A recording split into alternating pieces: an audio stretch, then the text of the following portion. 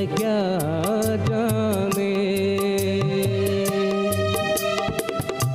दर्द भरा ये गीत कहाँ से इन होठों पे आए,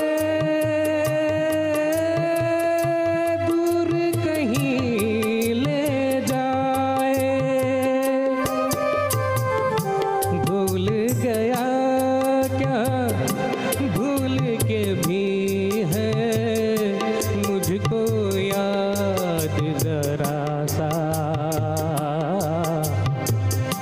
फिर भी मेरा मन प्यासा।